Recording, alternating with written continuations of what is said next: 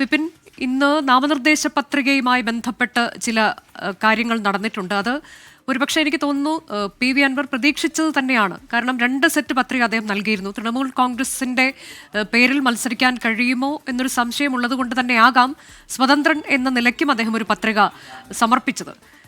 ഇതിൽ വിശദീകരണമായി നമുക്ക് സ്ഥിരീകരിച്ച് നൽകാൻ കഴിയുന്നത് എന്താണ്? എന്തുകൊണ്ടാണ് ഒരു പത്രിക തള്ളിയത്?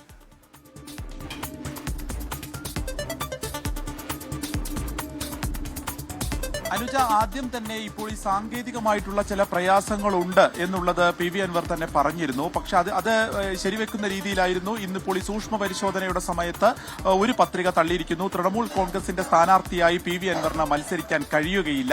2 സെറ്റ് പത്രികയാണ് സമർപ്പിച്ചിരുന്നത്. സ്വതന്ത്രനായിട്ടായിരിക്കും അദ്ദേഹം നിലമ്പൂരിന്റെ അങ്കത്തട്ടിൽ ഉണ്ടാവുക എന്നുള്ളത് ഇപ്പോൾ ഉറപ്പിച്ചിരിക്കുന്നു. അതിൽ പ്രധാനമായും കാര്യം പി വി അൻവറിനെ സ്ഥാനാർത്ഥിയായി പ്രഖ്യാപിച്ചത് ഏറ്റവും അവസാന ഘട്ടത്തിലായിരുന്നു.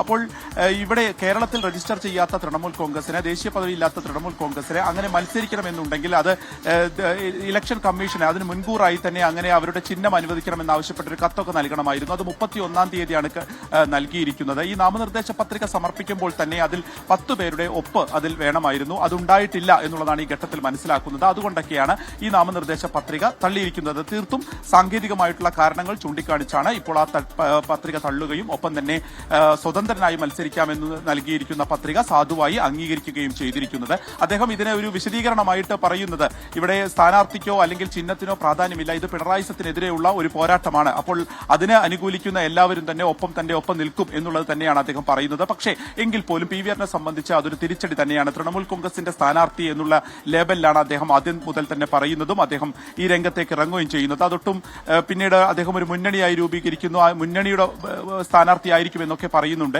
എങ്കിൽ പോലും തൃണമൂൽ കോൺഗ്രസിന്റെ മമതാ ബാനർജി ഉൾപ്പെടെയുള്ളവർ ഇവിടെ എത്തും എന്നുള്ളതൊക്കെയാണ് അദ്ദേഹം പറഞ്ഞിരുന്നത്. അപ്പോൾ അതിന്റെ പൂവും ഒപ്പം തന്നെ ആ പുല്ലുമുള്ള ആ ചിഹ്നമായിരിക്കില്ല എന്നുള്ളത് ഉറപ്പിച്ചു കഴിഞ്ഞു. ഇനി അദ്ദേഹം കഴിഞ്ഞ പ്രാവശ്യം മത്സരിച്ചത് ഓട്ടോറിക്ഷ ചിഹ്നത്തിലായിരുന്നു.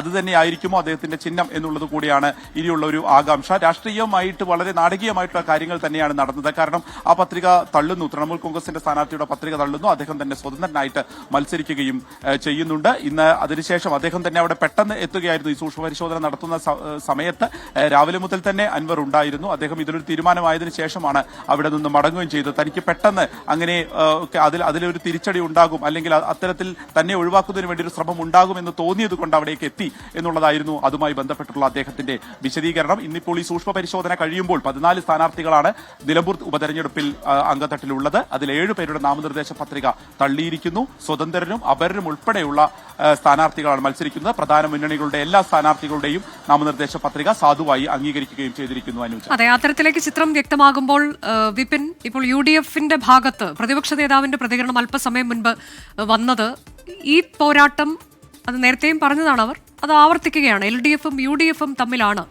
എന്ന് പറയുന്നു. അൻവർ എന്നൊരു ഫാക്ടറെ അവർ കണക്കിലെടുക്കുന്ന പോലുമില്ല എന്നുള്ളതാണ്.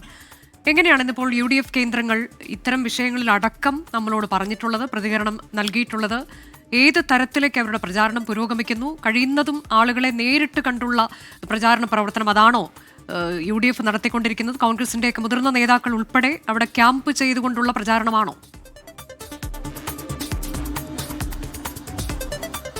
തീർച്ചയായും ചിട്ടയായിട്ടുള്ള ഒരു പ്രവർത്തനമാണ് UDF ആയാലും LDF ആയാലും നടത്തിക്കൊണ്ടിരിക്കുന്നത്. അവർ ഇപ്പോൾ എടുത്തിരിക്കുന്ന ഒരു സ്ട്രാറ്റജി പി വി അൻവറിനെ പൂർണ്ണമായും അവഗണിക്കുക എന്നുള്ളതാണ്. അത്തരം ചോദ്യങ്ങളിൽ നിന്ന് അതൊരു അടഞ്ഞ അധ്യായം എന്നുള്ളതിനപ്പുറത്തേക്കുള്ള ഒരു കടന്നാക്രമിക്കുന്നത് ഇപ്പോൾ UDFന്റെ നേതാക്കന്മാരായാലും LDFന്റെ നേതാക്കന്മാരായാലും അത് ചെയ്യുന്നില്ല എന്നുള്ളതാണ്. അദ്ദേഹത്തിന്റെ വഴിക്ക് പോകട്ടെ എന്നുള്ള ഒരു ഒഴിവാക്കൽ മട്ടിലാണ് ഇപ്പോഴത്തെ പ്രചാരണം നടക്കുന്നത്.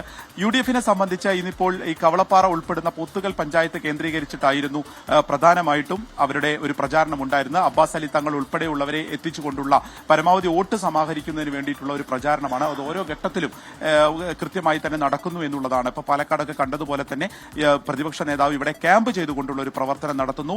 യുവനിര നേതാക്കൾ എല്ലാവരും തന്നെ പാലക്കാട് ഉണ്ട് ഈ സമയത്ത്. അപ്പോൾ അതെല്ലാം തന്നെ വളരെ കൃത്യമായി തന്നെയാണ് UDFന്റെ നോക്കുന്നത്. അവർ കഴിഞ്ഞ ഒരാഴ്ചയായിട്ട് പി വി അൻവർ എന്നൊരു വിഷയത്തിലായിരുന്നു കറങ്ങിയിരുന്നത് എന്നുണ്ടെങ്കിൽ ഇപ്പോൾ അതിൽ നിന്ന് മാറി ആ ഒരു ഭാഗം പൂർണ്ണമായിട്ടും അവഗണിക്കുന്നു. അവരവരുടെ വഴിക്ക് വോട്ട് പിടിക്കട്ടെ എന്നുള്ളതാണ്. BJP യെ സംബന്ധിച്ച് കൂടി പറയണം. BJP ആണെങ്കിൽ ഇപ്പോൾ ഈ ക്രിസ്ത്യൻ വോട്ടുകളിൽ, അത് കോൺഗ്രസിന്റെ ഒരു പരമ്പരാഗത വോട്ടുകളിലാണ് കണ്ണുവെക്കുന്നത്. അപ്പോൾ സഭാധ്യക്ഷന്മാരെ കാണുന്നു, ഒപ്പം തന്നെ അവരുടെ പ്രചാരണം ആരംഭിച്ചിട്ടുണ്ട്. അവരുടെ കൺവെൻഷൻ ഇനി നടക്കാൻ പോകുന്നേയുള്ളൂ. അതോടുകൂടി പരമാവധി അധ്വാനിക്കുക, വിജയിക്കട്ടെ എന്നുള്ളതായിരുന്നു ഇന്നലെ രാജീവ് ചന്ദ്രശേഖരന്റെ ഇതുമായി ബന്ധപ്പെട്ടുള്ള ഒരു മറുപടി.